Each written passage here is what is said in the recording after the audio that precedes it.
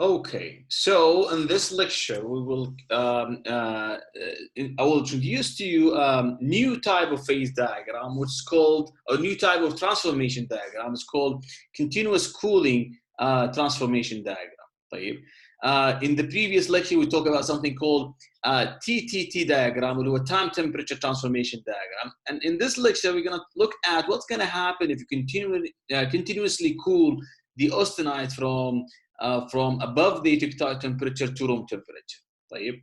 So first of all, if you remember for TT diagram, similar to here, what we are doing actually, we are cooling to a certain temperature and then watching what's going to happen over time. Once we hit the green curve, the austenite start transform to the to another product. And if you hit the red curve, that means all what left with you already transformed to the final product. Okay. Now here in the CCT diagram, actually what we're going to do, we're going to draw a curved line that is representing the cooling rate. Right? So that's representing the cooling rate. And now you have some modification of the TT diagram when you have CCT diagram. So the dashed line is representing the TTT diagram. Okay. Now, when you have continuous cooling, you still have the same diagram. You're going to have small modification to that diagram. As you can see, there was some shift of the red and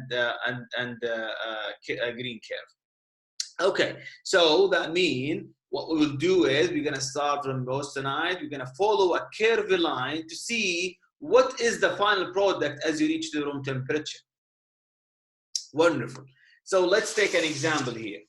Now, you can do slower cooling, and you can draw as the curve is getting toward the right side of the phase diagram, as the cooling rate is slower. As you go to the left side, as the cooling rate is faster. I mean, the blue curve representing a slow cooling rate, and the red curve is representing faster cooling rate, right? Now, if you notice that if you do different cooling rate, you might end up having different microstructure. For example, here you get coarse perlite and here you get fine perlite. Okay, this is the full CCT diagram if you have eutectoid composition. So if this is the full eutectoid diagram for CCT for eutectoid composition, there is something missing compared with the TT diagram, which is the bainite. Because if you remember in the TT diagram, we have portion for perlite, and then we have a portion for bainite, and then at the bottom of the diagram, we have the martensite, right?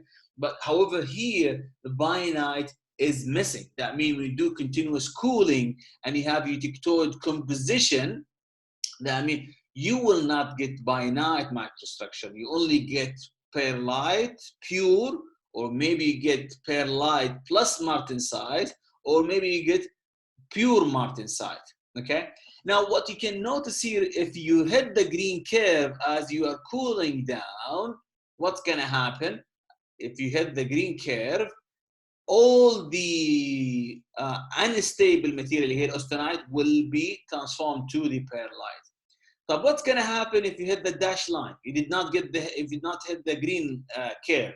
That means if you do cooling in a way that's similar to this, so that means you are cooling from here and then you miss the green curve and you hit the dash line. Well, once you hit the red curve over here, now part of the austenite will transform to perlite, right?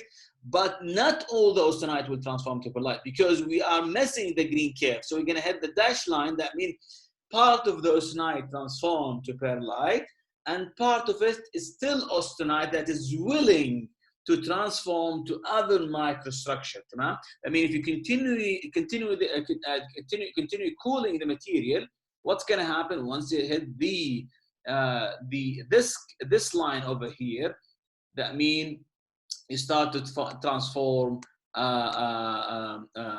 martensite, right? So then, if you continue cooling to room temperature,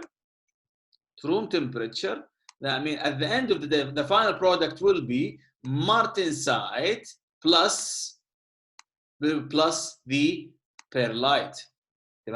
Now, what's going to happen if you miss the red curve.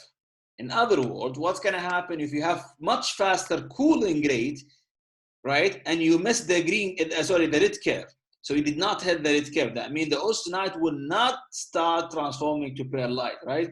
So if you do quick cooling, now all the austenite will transform to martensite, right? So at the end of the day, it depends on which cooling rate you're using. You can determine, in other words, you can play with the final microstructure that you will get in your material. Okay. Okay. Great.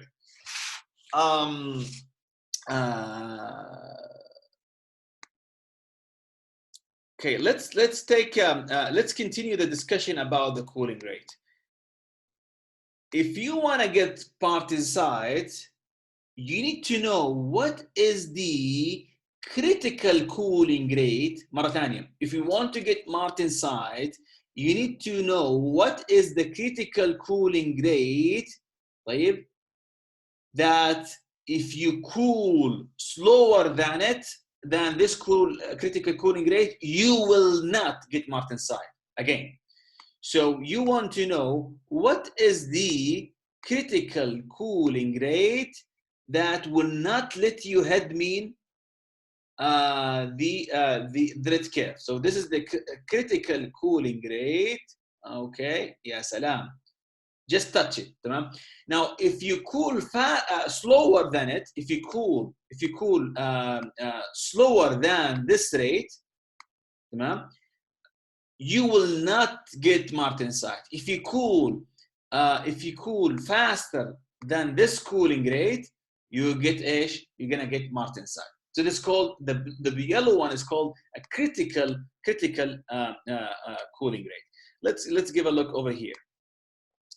So this is the critical cooling rate. So that means when you have eutectoid composition for the CCT diagram, continuous cooling diagram, continuous cooling transformation diagram, okay? If you want to get martensite, you have to cool faster than 140 Celsius per second. You want to cool faster than 140 Celsius per second, right? So I mean, you have to cool 140 Celsius per second, 150 Celsius per second, 200 Celsius per second, right? In order to get pure martensite. If you cool slower than 140 Celsius per second, let's say you cool 100 Celsius per second, or maybe 90 Celsius per second, where you will be between these two numbers, between 35 Celsius per second and 140 Celsius per second, right? So you're going to be between these two rates. And then if you follow a curve between these two curves, first, once you hit the red curve, part of the austenite will transform to perlite, but you will not hit the green curve. That means only part of the austenite, as we mentioned earlier, can transform to perlite. And then if you continue cooling the material, then the remaining martensite will transform to the remaining austenite will transform to martensite. Great. If you want to get pure perlite, you want to have all the austenite transformed to perlite, then you have to cool much slower than 35 Celsius per second. I mean, let's say you maybe going to cool with 16 Celsius per second, right? That's going to let you hit the red curve of the perlite transformation, and then you hit the green curve. I mean, all what you have, all the austenite transformed to perlite. I mean, if you continue cooling to room temperature, the final product going to be perlite. Nothing you have that will be able to transform to martensite. So the final product here is going to be perlite, and here between these two curves will be martensite plus perlite. And here, if you cool faster than the critical cooling rate, you're gonna get martensite. Okay, great. So if you remember in chapter 11, we said once you start to add other elements other than carbon to the iron, you can actually modify the way the diagram is going to look like. In the phase diagram, in the equilibrium phase diagram that we talked about in chapter 11, we said that if you start to add other elements other than carbon, you can shift the eutectoid temperature up, right? And also you can shift and play with the eutectoid compositions. Similarly here, if you want to start to add other elements to the iron and carbon, what's going to happen? You start to have some modification to the CCT diagram. Okay, now let's look over here. Now this diagram is representing an alloy that's composed of iron, carbon, and other elements. Okay, now you can see clearly that this diagram is different than the previous one, different than this one. The main difference that you can notice in this diagram, you cannot get binite. So if you have a eutectoid microstructure and you're doing continuous cooling, it's impossible to get binite, right? However, if you add other elements with the carbon, there is a possibility. Well, you can get binite, as you can see here. So you have a red curve for binite, right? This red curve is telling you this is going to be the beginning of transformation of whatever left austenite to binite. But also I would like you to point to notice that we don't have a green curve for binite. What does it mean? That means once you hit this line, the binite line, there is no 100% transformation of austenite to binite. That means austenite might transform to binite, but still, as you are cooling down, you're going to get some austenite that is left to be transformed to martensite. Okay, and also here I would like to point out that we have austenite plus pro-eutectoid ferrite, pro-eutectoid ferrite. Okay. Now, if you look at this one, also there's another major difference between this diagram or previous one. What is the difference is? The difference is here the critical cooling rate is 140 Celsius per second. I mean, in order to get martensite, you have to cool faster than 140 Celsius per second, okay? Imagine if you don't have the facility that will allow you to quickly cool down the austenite with much faster cooling rate than 140 Celsius per second. Then what you can do alloying to the material, because if you do alloying the material, now you can notice clearly the cooling rate, it's become much slower, because the previous one was 140 Celsius per second. Here you can do 8.3 Celsius per second. This is going to be the critical cooling rate. So I mean, if you do 10 Celsius per second, you're going to get martensite. If you do 12 Celsius per second, still going to get martensite. Okay. Notice as you go from right to left, the cooling rate will get faster cooling rate, right? So that means as you go from left to right, from right to left in the phase in the CCT diagram, you can get the cooling rate will be faster. And here is the critical cooling rate. If you do faster than this cooling rate, you're going to get 100% martensite. Now let's dig into let's do an example that might clarify things much better. Now imagine you are having a cooling rate that is slower than 0.006. Let's say we're doing cooling rate 0.003 Celsius per second, okay? 0.003 Celsius per second, right? So that means I have to be in this region, because from here and below, the maximum value in the cooling rate here is 0.006, right? So if you want to do 0.003 Celsius per second, that means you have to come in this region. So first, austenite will transform to pro-eutectoid ferrite, and then once you hit the red curve, حق البيرلايت, that means part of the austenite will transform to perlite. Once you hit the green curve, now all what you left with in terms of austenite already transformed to austenite, to perlite. I mean, if you go down to room temperature, the final product will be pro-eutectoid ferrite that transformed here, and also you have the perlite. what's going to happen? You have cooling rate 0.1 Celsius. So, well, 0.1 Celsius, that means 0.1 Celsius, it will be between 0.02 and 0.3. So you have to come here and then do the cooling. I'm going to hit this red curve. I mean, part of the austenite will transform to ferrite. And then you will not hit the perlite region, which is here, this red curve and the green curve. I mean, if you continue cooling, right, you're gonna hit the red curve, which is the bainite region. But we said earlier there is no green curve of the bainite. I mean, there is no ending of this transformation. I mean, still we have some austenite left with you. I mean, if you continue cooling to room temperature, whatever left austenite with you is going to transform to martensite. This is why the final product will be martensite plus proeutictoid ferrite plus the bainite. Okay, then what's going to happen if you cool down with cooling rate around 3 Celsius per second?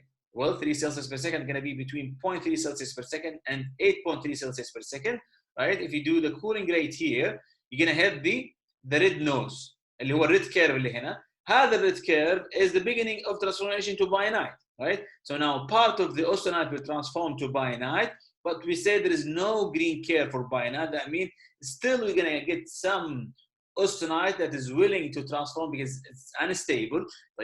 So if you continue cooling to room temperature, now you start to transform what left with you to martensite. So if you continue cooling to temperature, what's going to happen? The final product is going to be martensite plus bainite.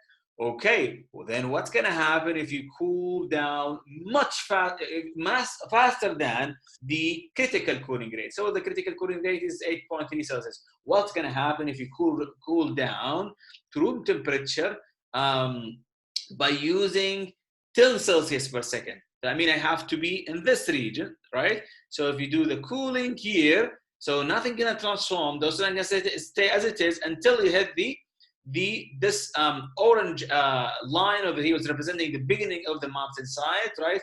And then if you cool to room temperature, all what left with you is going to transform to martensite. So the beauty of this phase diagram is telling you that the beauty of this continuous cooling transformation diagram is it's going to tell you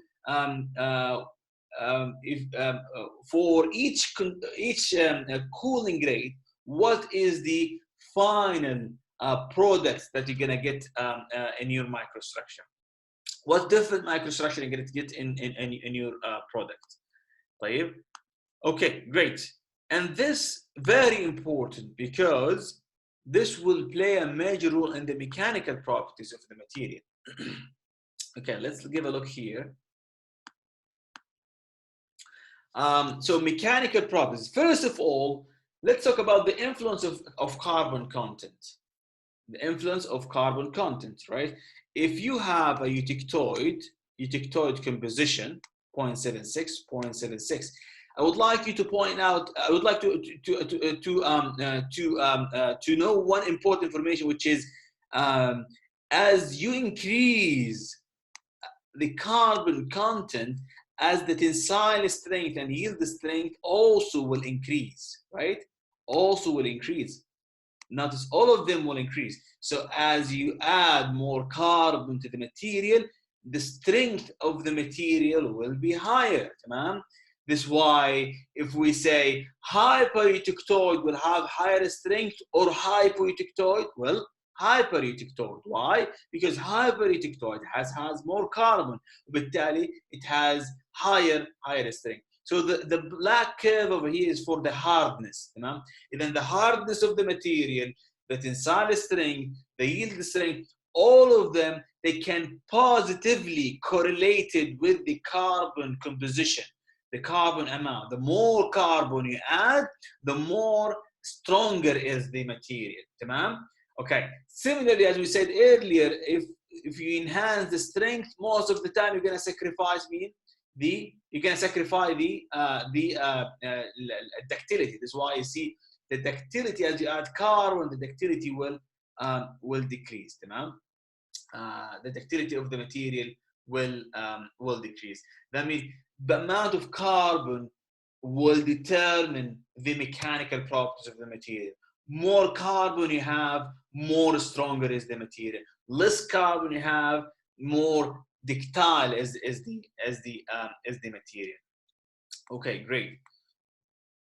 And then this is in terms of carbon. What about in terms of microstructure? How the microstructure at the end will determine the mechanical properties of the material. Now let's have a comparison between coarse perlite, fine perlite, and spheroidite. If you remember, we say that if you take a perlite or bainite and you heat them up below the tectonic temperature and you leave them for longer time, they will transform to spheroidite. Hello? Okay. Now let's see here.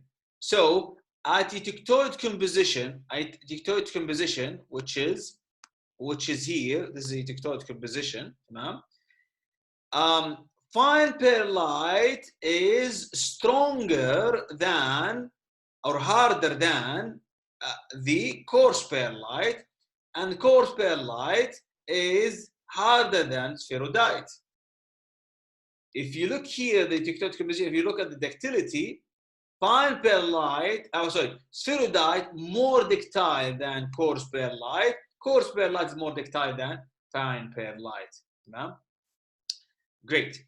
So that means the mechanical properties of the perlite will depend on what kind of perlite you have. Do you have fine perlite or a coarse perlite? The finer the perlite, that means the more stronger and less ductile. The coarser the perlite, that means the perlite will be more ductile and less stronger, right? And spheroidite, it's if you want to transform it to much ductile, more ductile perlite, you take the perlite to spheroidite by doing heat treatment. Okay, great.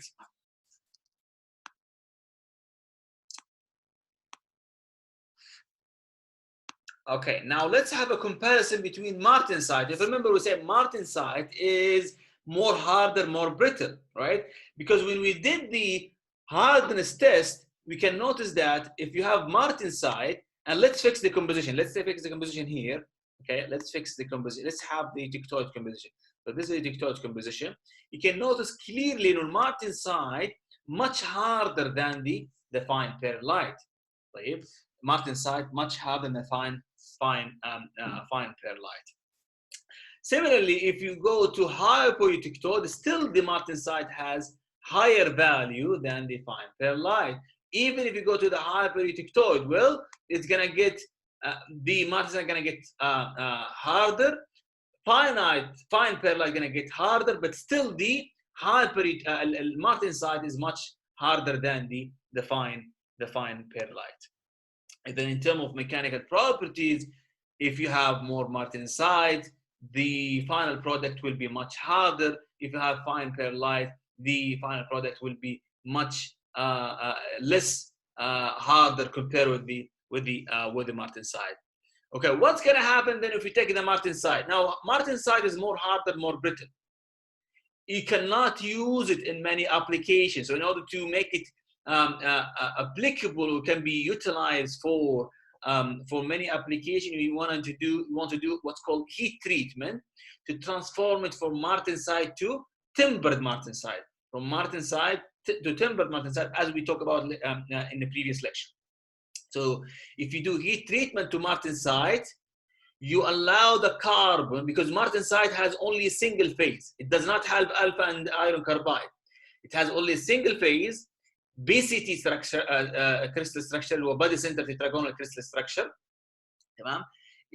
And the carbon were locked down in their position, in the interstitial position. If you do heat treatment now, you allow the carbon to diffuse, because martensite transformation is diffusionless. The carbon did not get enough energy to diffuse. But it's called diffusionless. يعني ما فيها diffusion, ما صار diffusion.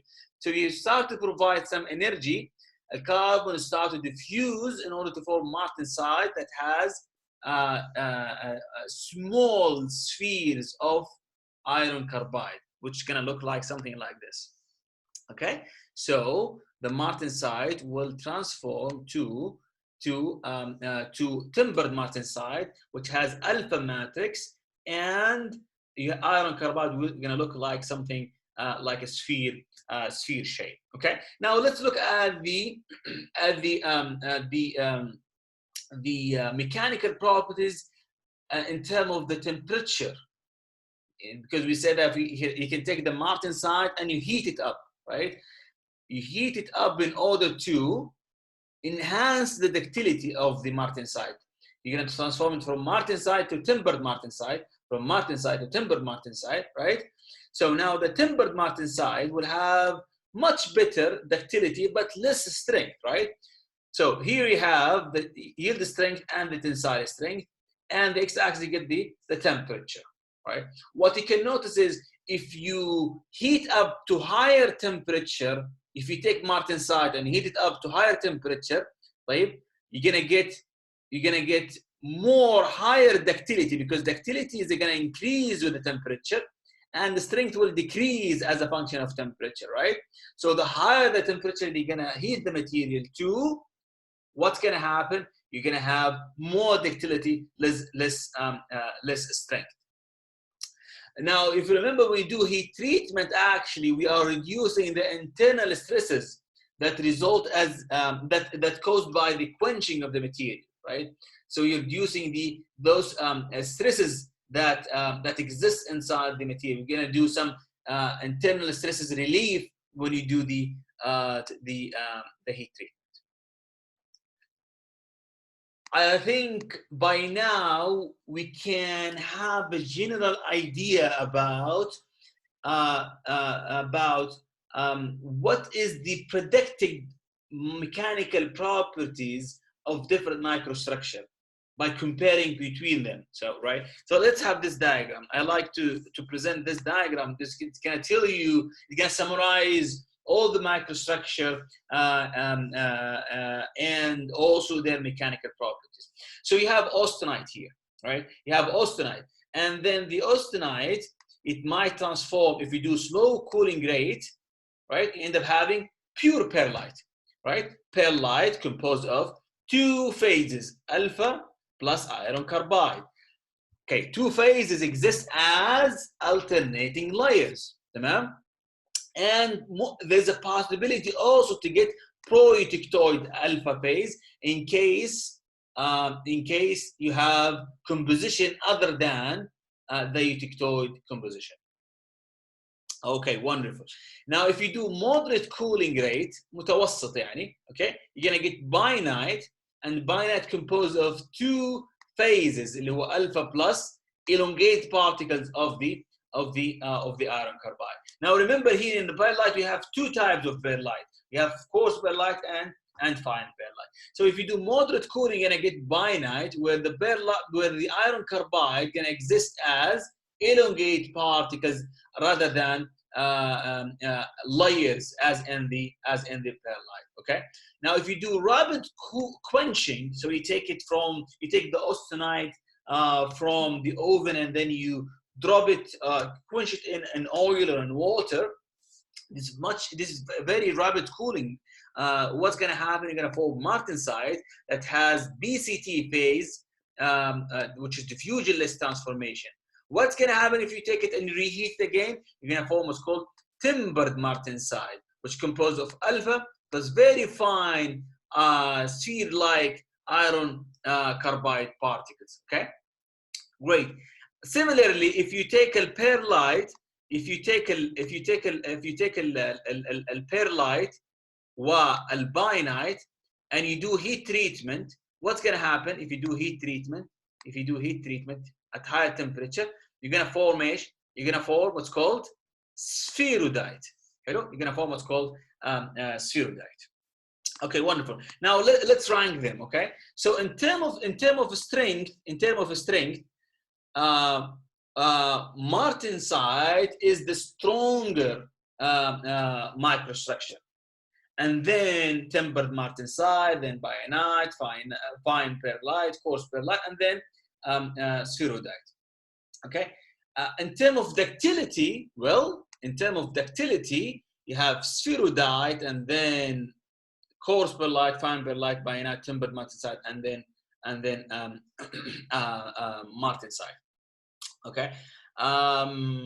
Generally speaking, bainite is considered to be in the middle between perlite and martensite. So bainite might have the optimum value between strength. You're gonna get enough strength and also enough ductility. Okay, wonderful. So this is chapter 12. It's chapter 12. I would like to introduce you to TT diagram, the time transformation diagram, and the CCT diagram, which is continuous cooling transformation diagram. And then also to tell you that, look, if you do different cooling rate, different temperature, at the end you're going to end up having different microstructure, and those microstructure also they have an impact into the mechanical properties of material. So in chapter 9 we said there are 3 different ways to make the material stronger. We talk about 3 different mechanisms: grain size reduction, solid solution, and the cold working, right? And similarly here, you also can enhance the strength of the material by controlling the final microstructure of the material, right? So if you want to take it, if you create material much stronger, you have to go up in the line, right? In this line, you have to go much up in this group over here, right? So because martensite, more stronger, more harder, more brittle, right? If you want to get something more ductile, right, then you have to go to the spheroidite. Okay, wonderful. So I'm going to stop here, and inshallah we're going to continue in next class. So let me draw, okay, here, and then stop sharing and stop